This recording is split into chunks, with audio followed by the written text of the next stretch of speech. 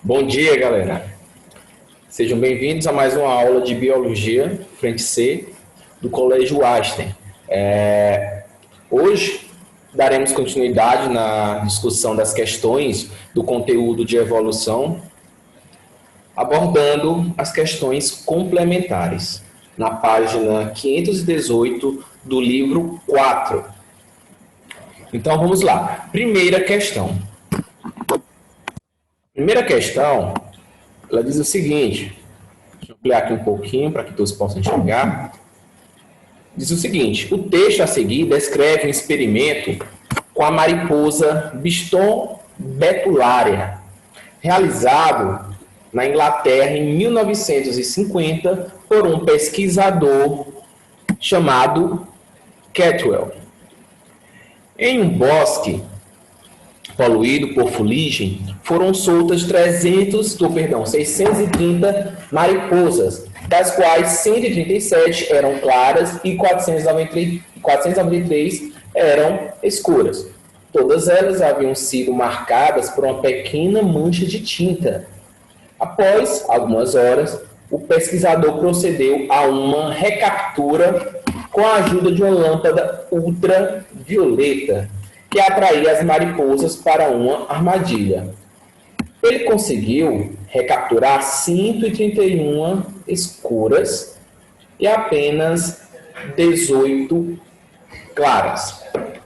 Esse experimento visou demonstrar o quê? Então, gente, analisando cada alternativa, a gente pode concluir que esse caso da mariposa, né, esse experimento com a mariposa Biston betularia, é um experimento clássico da seleção natural que foi proposta por Darwin, né, baseado justamente na seleção natural. A gente sabe que a seleção natural ela vai selecionar aqueles indivíduos que estão mais adaptados àquele ambiente. Lembrando que no caso desse experimento, o bosque ele estava aí poluído por fuligem. Logo, essas mariposas escuras, elas tinham mais facilidade de se camuflar na presença dos seus predadores. Então, isso, de certa forma, acabou favorecendo a camuflagem das mariposas escuras, né? Já as mariposas claras, de certa forma, elas não conseguiam se esconder de seus predadores e, consequentemente, os predadores se alimentavam das mariposas claras.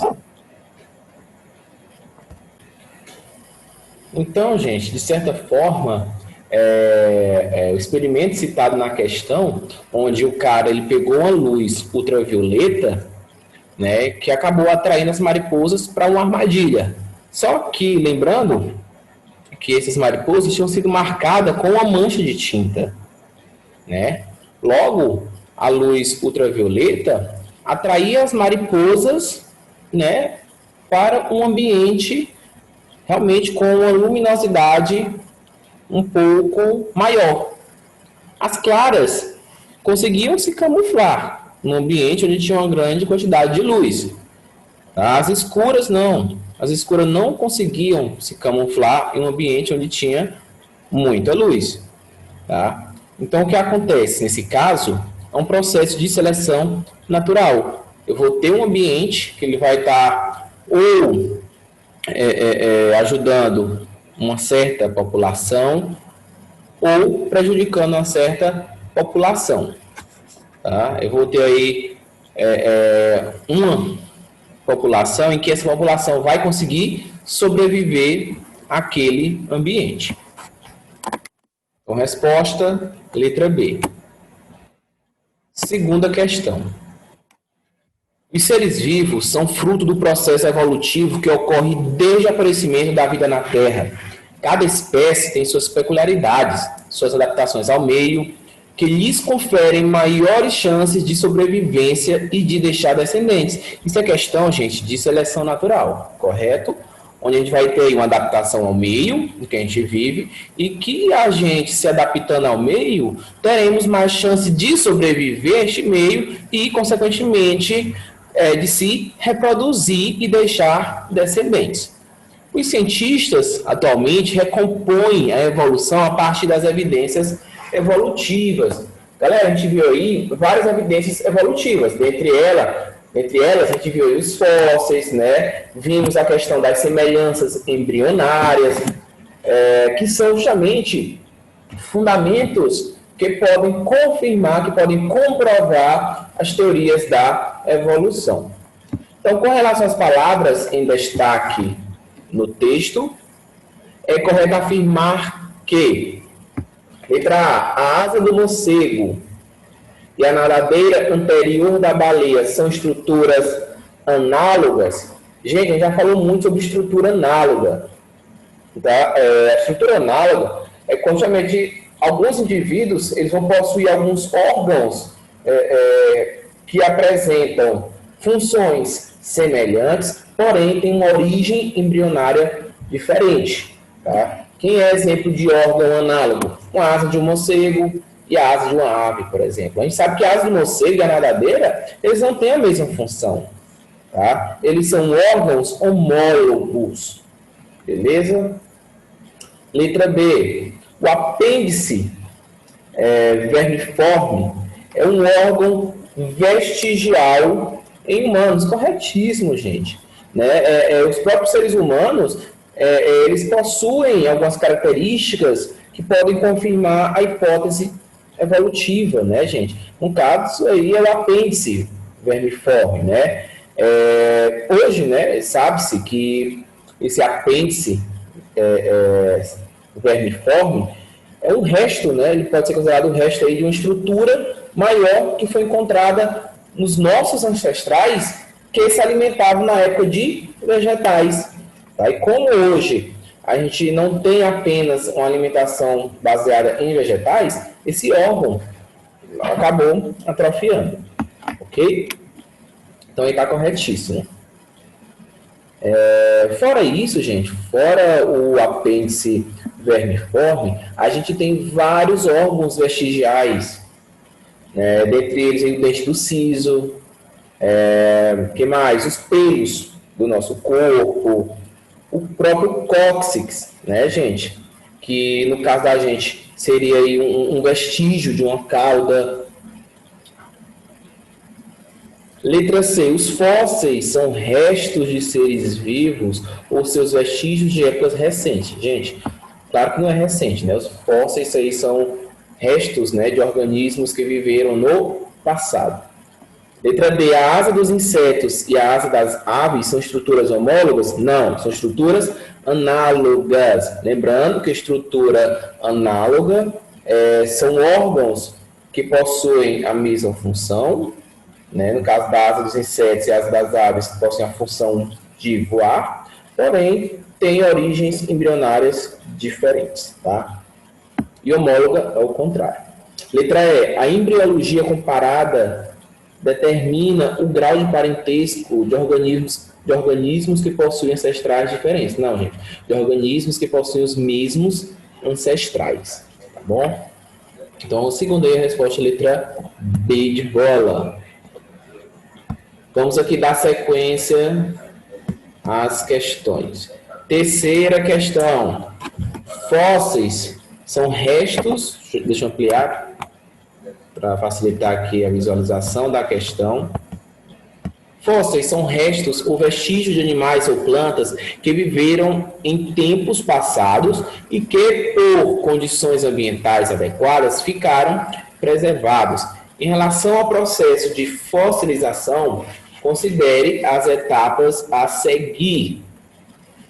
Então, gente, para quem não sabe, né, os fósseis, eles são aí restos, né, vestígios que foram deixados por animais, plantas, né, que viveram aí no passado. Então, a gente tem vários exemplos de fósseis, né? Podem ser plantas, fezes, que mais? Folhas, dentes, animais em si também, né? O esqueleto de animais, os ossos desses animais.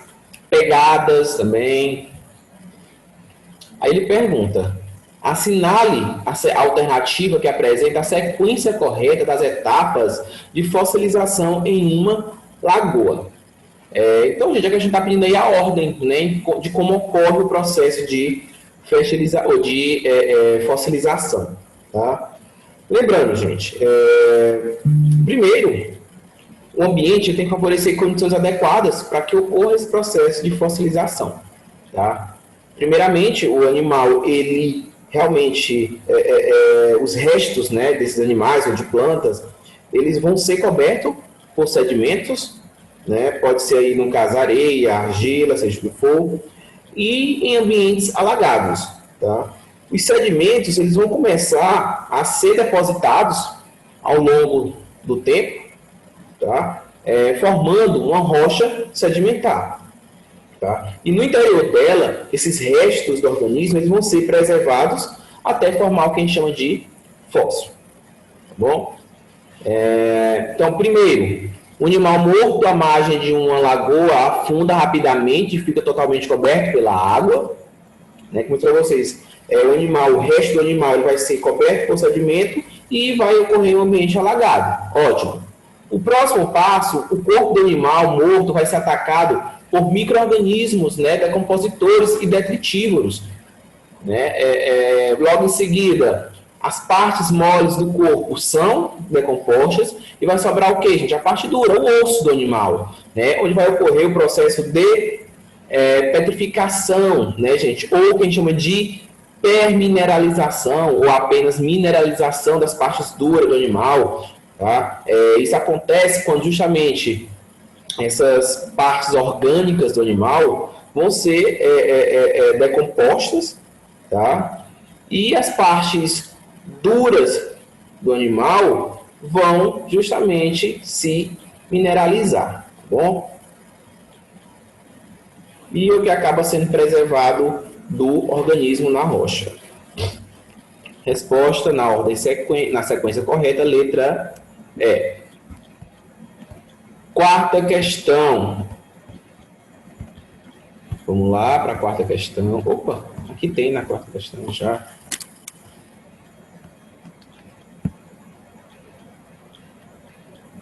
Quarta questão, voltando. A teoria da evolução biológica é considerada a base da biologia moderna e existem várias evidências para corroborá-la. Em relação a esse assunto, assinale as alternativas a seguir. Primeiro tópico. As evidências da evolução biológica estão baseadas principalmente no estudo comparado dos organismos, tanto fósseis quanto atuais. Essa alternativa, esse item, ele está correto, gente? Até porque os fósseis são registros realmente de organismos vivos que viveram em épocas remotas. E eles servem até hoje, gente, os fósseis, como uma comprovação, né, de que houve realmente uma evolução e de como a vida surgiu no planeta Terra. Tá? E hoje a gente sabe que os cientistas eles conseguem datar os fósseis, né? Eles conseguem ter assim uma certa perspectiva, né, de que ano se trata aquele fóssil, né? Eles conseguem ter uma imagem exata do tempo que esses organismos viveram, em que época primitiva esses organismos viveram. Tá? Eles conseguem ter noção do que eles se alimentavam, da sua estrutura corporal. Segundo tópico, a presença de estruturas análogas em diferentes organismos, como, por exemplo, a asa das aves e dos insetos, é evidência de que ambos os tipos de organismos evoluíram a partir de um ancestral em comum. É errado, gente. Até aqui... Opa, deixa eu voltar aqui para a questão, foi demais.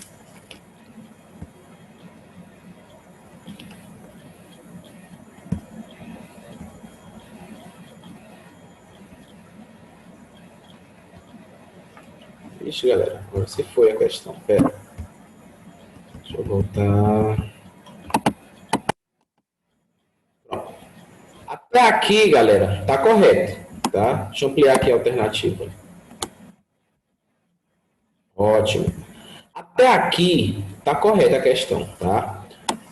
A asa de inseto e a asa das aves são estruturas análogas, ou seja, têm funções semelhantes, porém, origem embrionária diferente. Se eles possuem origem embrionária diferente, galera, é lógico que eles não vão evoluir a partir de um mesmo ancestral, tá? Isso é lógico. É o que a gente chama justamente de convergência adaptativa, né, gente? Os organismos, no caso aí a ave e o inseto, eles não apresentam ancestral em comum, tá? Apenas vão apresentar traços semelhantes em resposta aí ao ambiente, que no caso aí é as asas, tá bom? Então o item 2 está errado, porque eles não possuem ancestral em comum.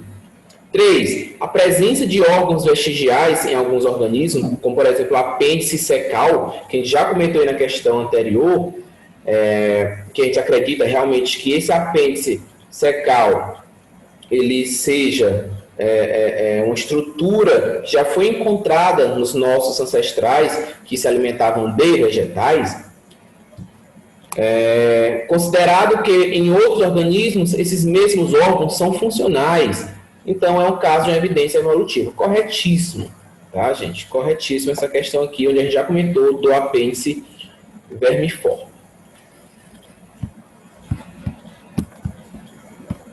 Vou ler aqui o restante dos tópicos. Quarto tópico.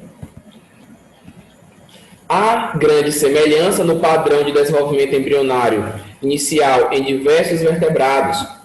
Quanto mais próximos evolutivamente são os organismos, maior é a semelhança no desenvolvimento embrionário. Correto, foi isso que eu acabei de falar em relação aí aos órgãos análogos, né? Se eu tenho, gente, estruturas homólogas, né, ou seja, estruturas que têm funções diferentes, porém, eles têm uma origem embrionária semelhante, em comum, né, tem a mesma origem embrionária, o mesmo desenvolvimento embrionário, consequentemente, eles têm mais semelhança evolutiva. Tá? Com certeza, eles têm um ancestral em comum, que é o caso aí dos mamíferos, né? Por exemplo, aí, a pata de um cavalo, o braço do homem, a asa do morcego, tá bom? Item 5. Espécies com maior proximidade evolutiva apresentam menor grau de similaridade nas sequências de base nitrogenada dos seus ácidos nucleicos. Ao contrário, né, gente? Quanto mais próxima as espécies, mais elas vão apresentar uma similaridade das bases nitrogenadas. Tá? Então, mais familiar é o DNA. Então, o tópico aqui, correto, é o tópico, aliás, a letra A, alternativa A. 1, 3 e 4 que estão corretas. Quinta questão. A figura a seguir mostra um membro anterior de diferentes mamíferos, com base nos seus conhecimentos sobre evidências de evolução, assinale que for correto. Vamos lá. Esse aqui passa para outra questão.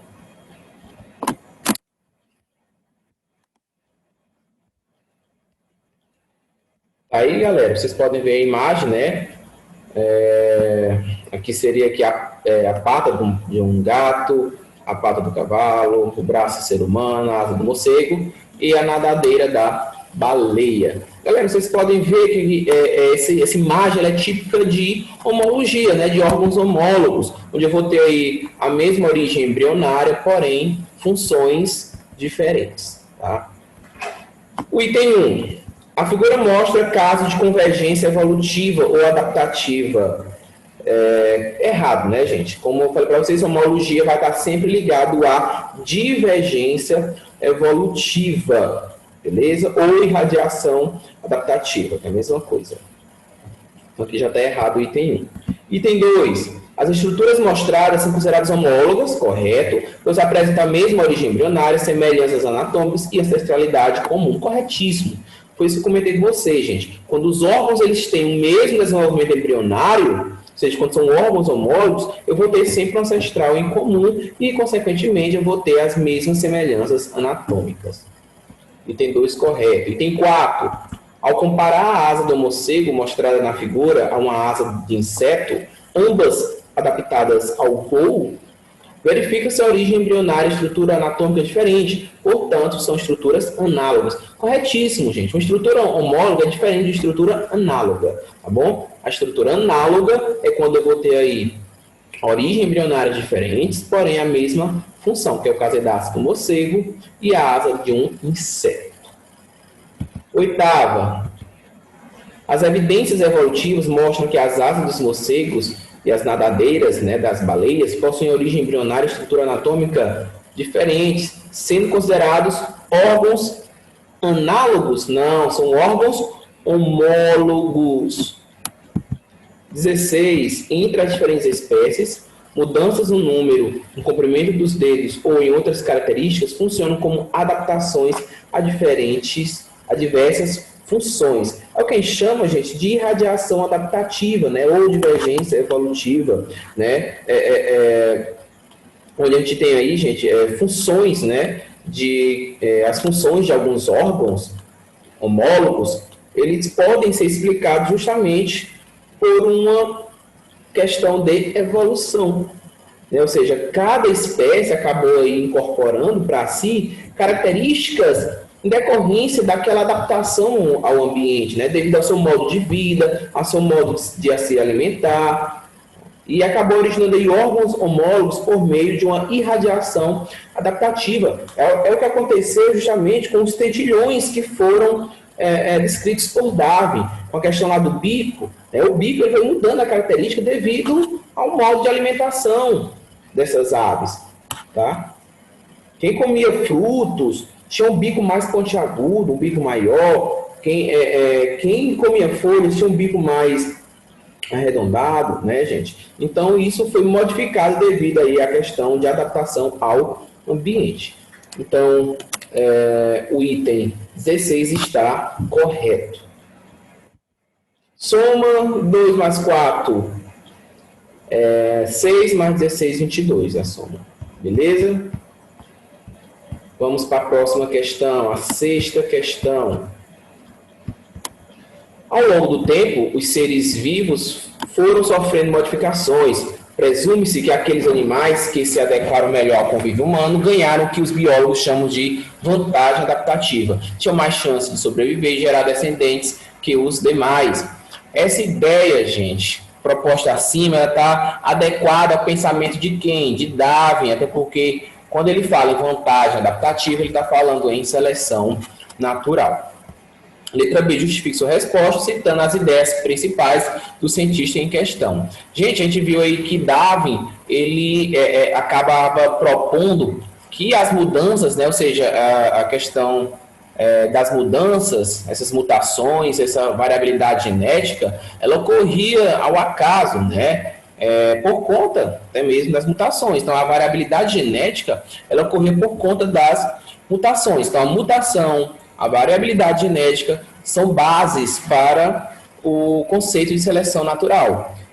E as mutações, elas acabavam por si gerando populações com características diferentes, gerava indivíduos com características diferentes. Então, a seleção natural, ela acabava aí atuando, favorecendo aqueles indivíduos, né, que sobreviviam e que tinha características que facilitavam a sua adaptação àquele ambiente, né, e permitia a eles ter essa capacidade maior de se reproduzir e gerar descendentes. Então, toda vez que a gente acabar falando de seleção natural, a gente deve ter que ter em mente que a seleção natural ela tem embasamento na questão da variabilidade genética e na questão das mutações, tá bom? Sétima questão.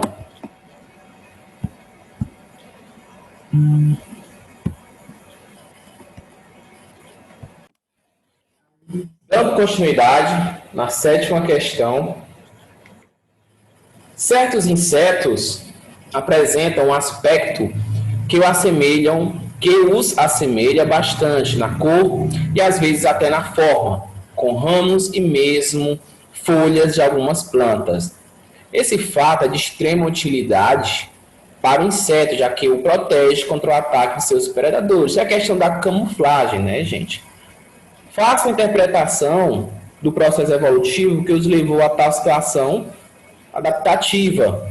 Letra A, o ponto de vista da teoria do uso e desuso de Lamarck. A gente viu que o Lamarck ele acabava propondo a sua teoria de evolução a partir de dois critérios. Um deles era a lei do uso e desuso e o outro era a lei dos caracteres adquiridos.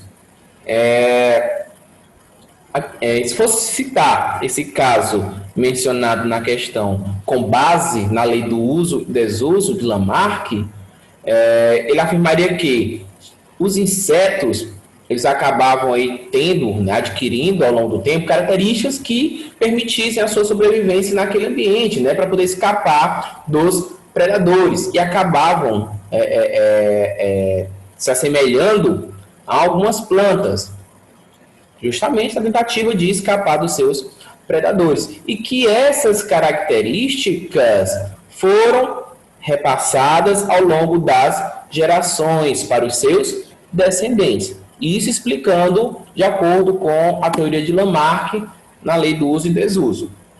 Se fosse explicar a partir do ponto de vista de seleção natural, a gente ia falar que o quê, gente? Que tinha uma população com características diferentes, ou seja, eu tinha uma população diversificada, ou seja, tinha uma população com grande variabilidade genética e que apenas aqueles insetos que eram semelhantes às plantas teriam, de certa forma, maior chance de sobreviver àquele ambiente, comparado aos insetos que não se assemelhavam a essas plantas. Então, eu tinha insetos que pareciam com plantas e insetos também que não pareciam com plantas, e que aqueles que teriam maior chance de deixar descendentes seriam os insetos que se assemelhavam às plantas, ok? Conseguiam, de certa forma, escapar dos seus predadores por meio da camuflagem.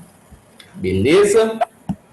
Oitava questão, galera. A borboleta lua azul, Hippolymus bolina, habita as ilhas Samoa e estava sendo atacada por um parasito que destruía apenas embriões do sexo masculino, o que causou um sério desequilíbrio entre os sexos. Os machos chegaram a apresentar apenas 1% da população de borboletas. No entanto, após 10 gerações, o sexo masculino voltou a representar 40% da população de borboletas. O aumento da proporção de machos não se deve ao desaparecimento do parasito, pois ele ainda estava presente, mas não era mais letal aos embriões do sexo masculino. Com base na teoria sintética da evolução, quais os fatores evolutivos permitiram que a população de machos se restabelecesse? Gente, temos vários fatores, dentre eles, principalmente, variabilidade genética, né? Segundo, passar essa característica nas futuras gerações, que a questão é da hereditariedade, e principalmente a questão da seleção natural, né, gente?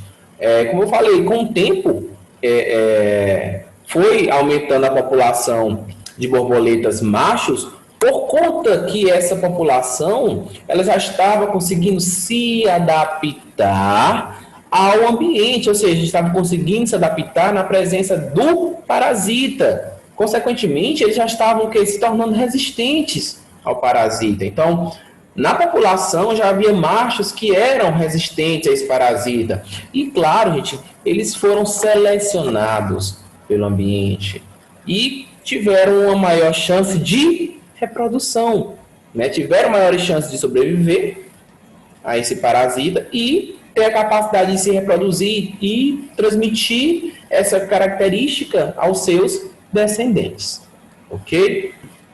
Letra B. Como no exemplo da borboleta lua azul, indivíduos de uma mesma população apresentam características diferentes. Quais os mecanismos, gente, que gera essa variação entre os indivíduos? A gente já estudou isso aí. Primeiro, pode ser a questão da permuta gênica, que a gente já estudou, né? Que aumenta a variabilidade genética. Pode ser também uma mutação, tá bom? Então, são esses dois mecanismos que podem gerar essa variação entre os indivíduos. Tem também a migração, tá, gente? Mas a migração a gente só vai debater no próximo capítulo, quando a gente falar de especiação, tá bom? Próxima questão é a nona questão. Deixa eu ver. Aí. A coluna da esquerda, abaixo, lista adaptações que conferem vantagens aos seres vivos. As da direita, imagens de organismos que ilustram essas adaptações. Associe adequadamente a coluna 1 à coluna 2. A coluna 1, gente, fala aqui do mimetismo e a coluna mimetismo e da camuflagem. Gente, o que é a camuflagem? A camuflagem, a gente estudou, que é justamente no qual o animal ele consegue apresentar uma característica corporal semelhante ao ambiente onde ele se encontra, tá? É um exemplo clássico de adaptação. Já o mimetismo, gente, é quando eu tenho aí duas espécies diferentes e uma delas acaba apresentando uma semelhança que acaba provocando uma vantagem para essa espécie. É o caso lá das cobras corais, né? Aliás, da cobra coral, a gente tem a falsa coral, que ela não é peçonhenta, e temos a coral. Elas possuem, gente, a mesma coloração, a mesma aparência praticamente. E isso acaba sendo um exemplo de adaptação ao ambiente e acaba beneficiando quem? A coral falsa, né? Porque quem vai chegar perto? Qual predador que vai chegar perto daquela falsa coral? Porque vai achar que ela é, de fato, uma coral, de fato, uma cobra peçonhenta e vai lhes garantir maiores chances de sobrevivência. É o que acontece, que a gente chama de mimetismo, beleza? Então, vamos lá. Camaleão, gente. O camaleão é um exemplo de quê? De camuflagem, correto? O camaleão é um exemplo de camuflagem.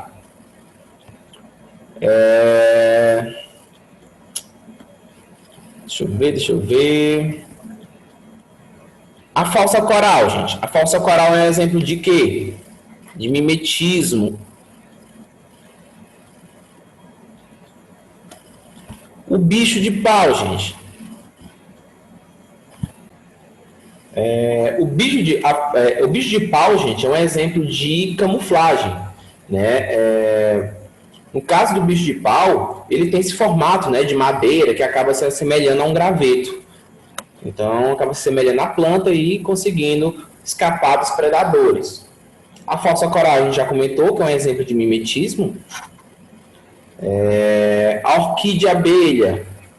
A orquídea abelha, gente, é uma planta, tá? Essas plantas, elas acabam imitando flores, né? Acabam imitam aí com suas flores as fêmeas de insetos e acaba atraindo para que possa espalhar o pólen, né, pelos seus corpos e libera para que seja feita toda a polinização na natureza. Então, também é um exemplo de mimetismo. E temos o linguado. O linguado, galera, é um peixe, né? Que ele apresenta o corpo com a coloração que acaba imitando o fundo do mar, né? O fundo lá do local onde ele vive, né? Então, é um tipo de peixe que acaba se assemelhando também ao ambiente.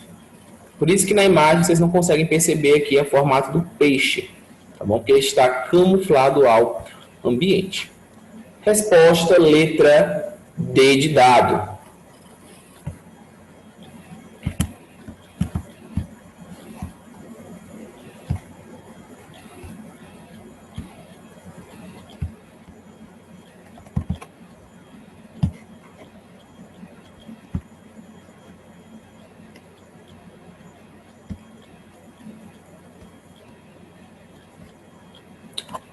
Décima questão.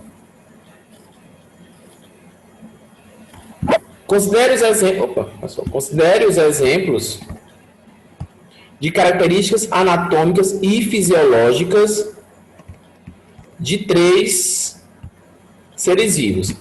O chimpanzé possui visão binocular e o primeiro dedo oponível nas mãos. A visão binocular permite que o cérebro distinga as diferentes distâncias entre os objetos observados e o observador, e a presença do primeiro dedo aponível nas mãos permite o movimento de pinça, facilitando o agarrar dos objetos. O inseto, Maria Fedida, libera um odor produzido por glândulas toda vez que se sente ameaçado.